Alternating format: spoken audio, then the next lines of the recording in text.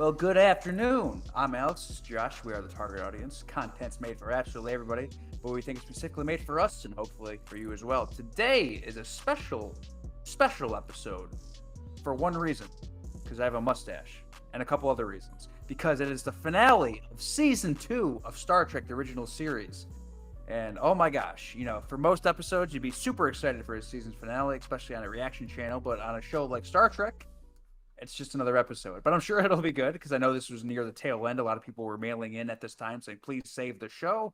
And I don't expect anything bad out of this. And this is also another special episode because at this very moment, we're live on YouTube. I mean, if you're watching this after the live reaction, you're not watching it live, but we're watching it live right now. I have a little chat window right here.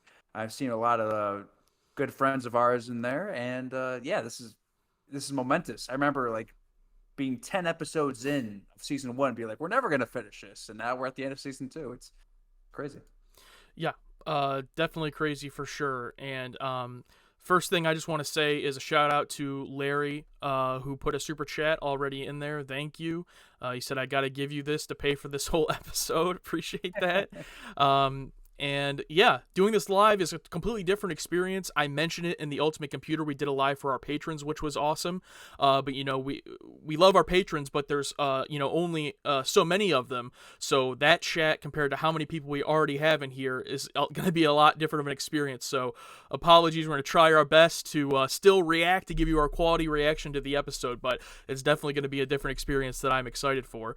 And yeah, the only thing I've heard about this episode, because people have already commented it, sorry if you didn't want us to know this, but apparently this was what they call a backdoor pilot, a possibility to set up another show, and it didn't get picked up. So then I believe Gene Roddenberry just turned it into a Star Trek episode instead. And the only thing that reminds me of is when in The Office they were going to give Dwight a spinoff, and it didn't get picked up. So they just turned that pilot into the Farm episode of The Office. So I think we're getting something similar here. Really? Oh, wow. Yeah. That's cool. It's actually something pretty common in cable. Even today, cable shows will still write pilots for spinoffs, and if they don't get picked up, you'll just see a weird episode in one of the last seasons. So I think that's what's happening with this one, Assignment Earth. But we're going to get jumping into it. If it's your first time here, you're probably thinking, why do we talk so long before we start the reaction? But that's why there's time codes.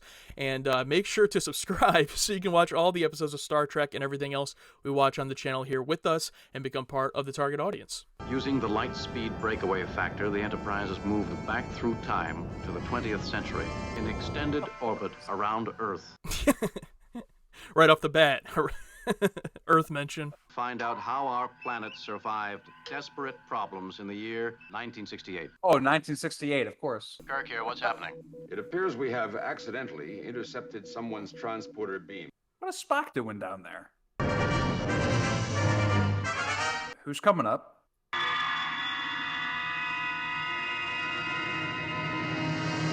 Oh no, it's a 60s businessman. Oh, no. Oh, nice. That hook was very old school, I feel like. That feels like a early season 1 hook. Like, really gives you nothing, not much explanation. I mean, the log told us what they're doing, but plot-wise, didn't really tell us much. Yeah.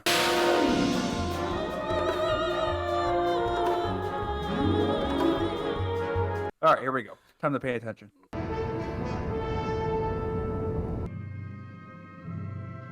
Mark Daniels, classic.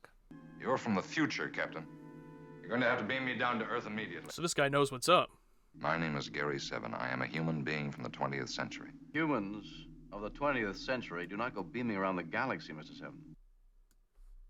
Captain Kirk, I am of this time period. You are not. You interfere with me, with what I have to do down there. And you'll change history. You'll destroy the Earth. And probably yourselves, too. Security confinement. This way, please. I know Star Trek Picard makes mention of Gary Seven. Oh, no! All right, this guy can fight. Okay, stun. Okay, is that why it looked so weird? That looked like way different than any phaser shot we've seen before. Not even Spock's Vulcan neck pinch could stop him. New profile picture right there. Spock with the cat, yeah. Quite a lovely animal, Captain. Find myself strangely drawn to it. Engineering. Still unable to analyze it, sir. It was so powerful it fused most of our recording circuits. That's a really creative shot. It's like a triangle thing right there, so you're assuming the screen is on all three sides Yeah. there. Weren't orbital nuclear devices one of this era's greatest problems? Most definitely. I know it's too late for Halloween, but I have a black cat, so now I want to go with Spock as with the black cat there.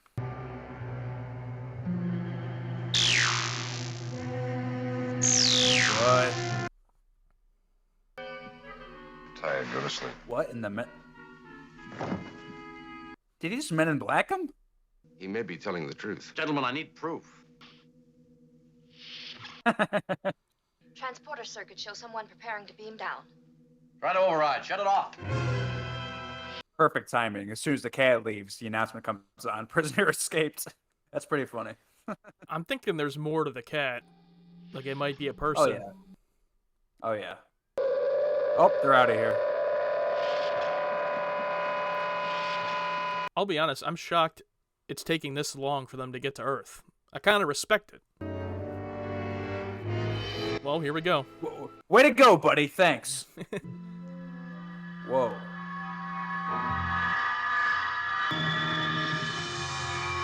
This reminds me of my favorite episode. It's City on the Edge of Forever. City on the Edge of Forever. Yeah, I knew that. That was like the same portal effect. Ooh. Purpose of mission? To prevent Earth civilization from destroying itself before it can mature into a peaceful society. This is like one of the few times where it's just like not the main characters in a scene. Yes. Yes. Peacoat Spock. And the beanie. Gotta have the beanie. Oh. He's got multiple IDs there, this Gary 7. And it seems his last name is actually Seven, spelled out. Now, wait a minute. Who are you, anyway? Maybe I just better call the police right now, huh? Sit down. Everything you've done. Not with your fingers. Well, how do you expect me to type? With my nose? Oh. It's typing everything I'm saying. Stop it. And it's more accurate than our current devices. I'm quitting right now. You're not acting, are you? Acting? I'm leaving. Hey. Ooh, he pulled that Matt Lauer. What kind of work did your employers say they were doing here? Research for a new encyclopedia?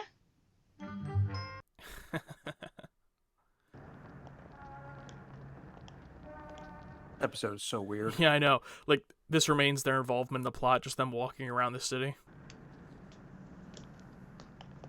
Seeing them use regular doors is so weird. Where's Mr. Seven? Oh, I don't know what you're talking about. Listen, you guys can't Where's come in here. Mr. Seven? Out. What do you think you're doing? This isn't... Ooh, nice. This guy's got stuff all around the office. Of me, I mean it. Oh, no! What are you? She wasn't worried before when he was, grabbing her, but then she saw his ears. Where are you now? It is now 60 minutes to launch. T-minus 60. Oh, he was talking about a rocket launch, wasn't he? Yeah, and I mean, this would have been 68, so not quite the moon landing yet. Open up in there, police. Damn it.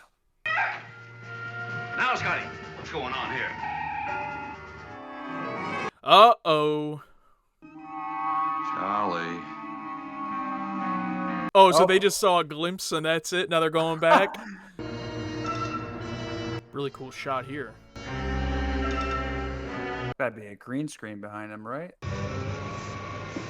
Oh, this is great. This is classic TV shot right here. With the cat! I really hope we get some type of reveal with the cat. It's me, Harry Mudd. I was the cat. We're powerless to stop Mr. Seven or prevent the launch, or even be certain if we should. Okay, so they just have no plan whatsoever. I've been wondering this whole time, like, do they have some low-key plan that they're just, like, waiting in the background to execute? But no, unless he's lying in his log, they don't know what to do. Dude, dude, that's impressive. Imagine like this being done in the 60s. I just don't even understand how they did it. Yeah, it's kind of terrifying.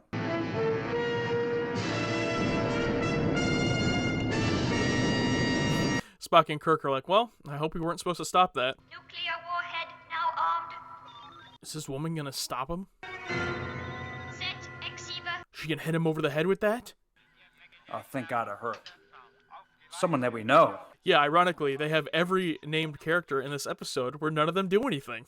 Hey guys, it's me, George Takei. I'm finally available to film some episodes. Oh great, we got just the perfect one for you. You ever heard of Gary 7? Got him. Hey, you called that. Look, I'm sorry.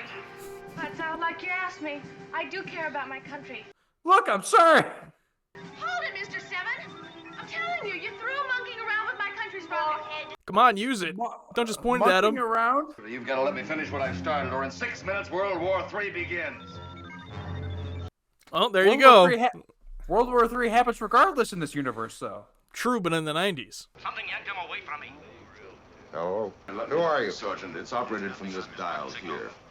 We're getting no response. Got him. Certain check everything again. Tracking stations report no response on this. They just casually walk away. Auxiliary transmitters check out flight control. Scotty, I think the episode is over. Beam us up. Oh no. Oh, is this one of those rare times that they didn't get beamed up, but beamed to another location? I think that's only happened once before. 120.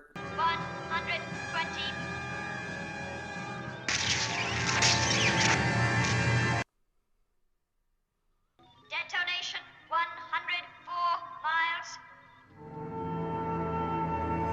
Close one. The mission was completed. So are they just going to be cool with this Roberta woman knowing all of this? I mean, they've made like a big deal in the past of people in the present finding out about this stuff. Day in 1968. As our record tapes show, This we'll episode. never I told your ass! And you'll be pleased our records show that it resulted in a new and stronger international agreement. I'm not going to look at my cat the same way again. That, Miss Lincoln, is simply my cat. Your cat. Captain, we could say that Mr. Seven and Miss Lincoln have some interesting experiences in store for them. Yes, I think we could say that. That was clearly to set up the show, but then the show didn't happen.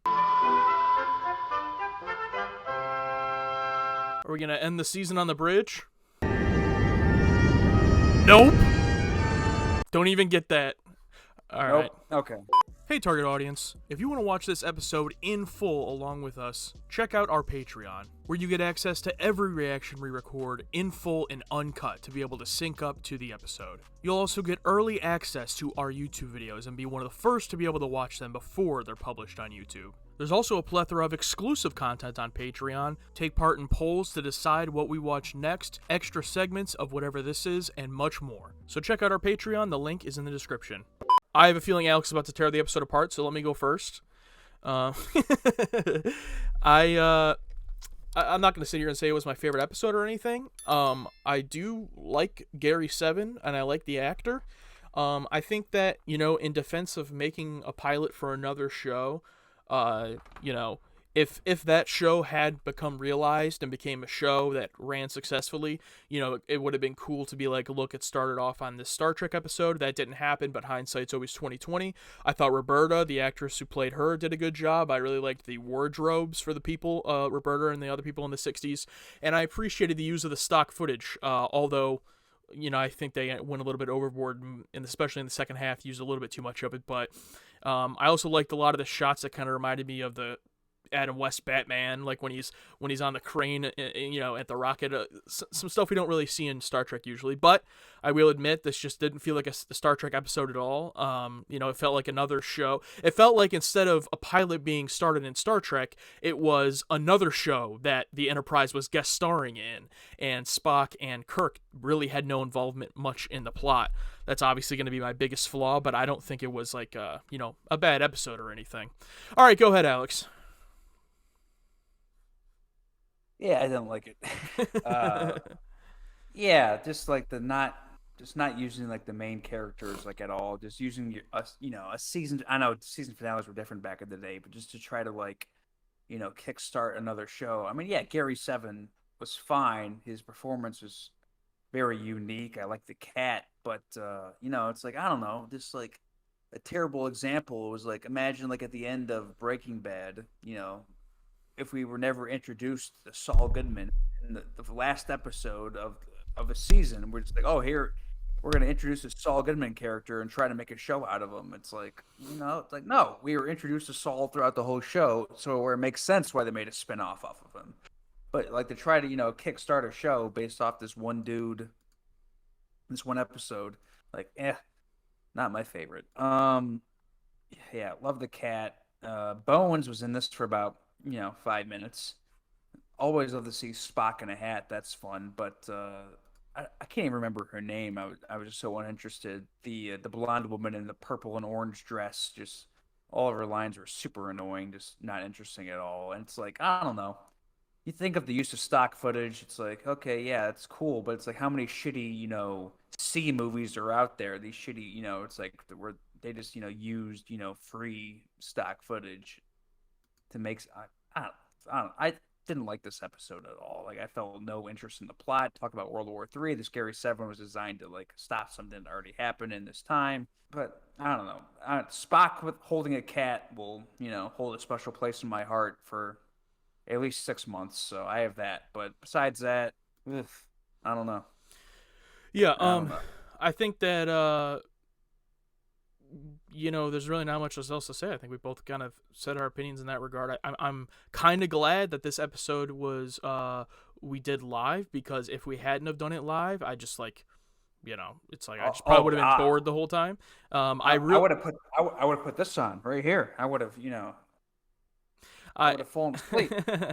I really enjoyed a lot of the comments you guys were putting in the chat, those that were watching it live. A lot, I was looking down and laughing a lot of what a lot of you guys were saying, so really appreciated that. And yeah, that's really about all I had to say about it myself. I mean, Alex obviously has a stronger reaction than me. This is going to be one of the ones I just never really think about again, and it's just going to be kind of forgotten. I'm not like sitting up here mad about it per se, but it's just like I was like, okay, whatever. It was a fine episode. I did like seeing kind of the futuristic stuff that Gary Seven had in his office. That was probably my favorite stuff. That stuff was cool. But yeah, had it been a show, might have been a cool show, but we'll never know. And it is what it is. All right, you want to take us out? I think I'll close it out for all of us here. I'm Alex. This is Josh. We are the target audience. Content is made for absolutely everybody, but we think it's specifically made for us and hopefully for all you guys as well. Thank you again so much for joining along with us. We'll see you next time.